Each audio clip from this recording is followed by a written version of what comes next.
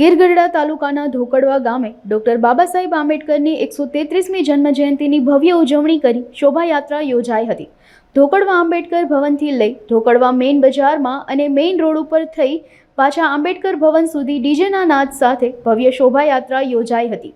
ધોકડવા ગામ તેમજ આજુબાજુમાં ગામડાઓના તમામ સમાજના લોકો જોડાયા હતા, જેમાં ગીર ગઢડા તાલુકા પંચાયતના પ્રમુખ, ગીર સોમનાથ જિલ્લા કારોબારી ચેરમેન, ગઢડા તાલુકા પંચાયત ઉપપ્રમુખ અને હોદ્દેદારો ઉપસ્થિત રહ્યા હતા। ડોક્ટર બાબા સાહેબ આંબેડકરના ફોટાને ફૂલહાર કરી સાલ ઓઢાડી સન્માન કરવામાં આવ્યું હતું। આ સમગ્ર કાર્યક્રમમાં ગીર ગઢડા પોલીસ સ્ટાફે પણ ખડે પગે રહી પૂરી નિષ્ઠા સાથે ફરજ બજાવી હતી।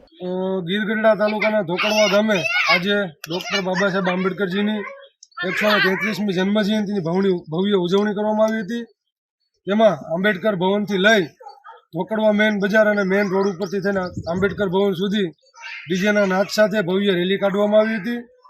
તેમાં આજુબાજુના ગામડાના અને ધોકડવા ગામના તમામ સમાજના લોકો જોડાયા હતા અને રેલીમાં જોડાય અને અમારા કાર્યક્રમને સફળ બનાવ્યો હતો।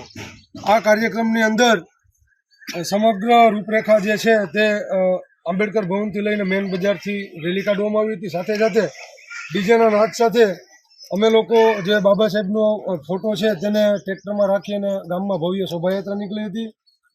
યુથ બહુજન સંઘના લોકો અને સમસ્ત અનુસૂચિત સમાજ ધોકડવા દ્વારા આયોજન કરવામાં આવેલું હતું અને અમારા કાર્યક્રમને સારી રીતે સફળ પણ બનાવવામાં આવેલું હતું। અમારા કાર્યક્રમની અંદર ગીર ગઢડા પોલીસ સ્ટાફે પણ સારી એવી ફરજ બજાવી અને નિષ્ઠા સાથે ફરજ બજાવી અને અહીંયા હાજર રહ્યા હતા। તે બદલ તમામ લોકોનો પણ અમે આભાર વ્યક્ત કરીએ છીએ।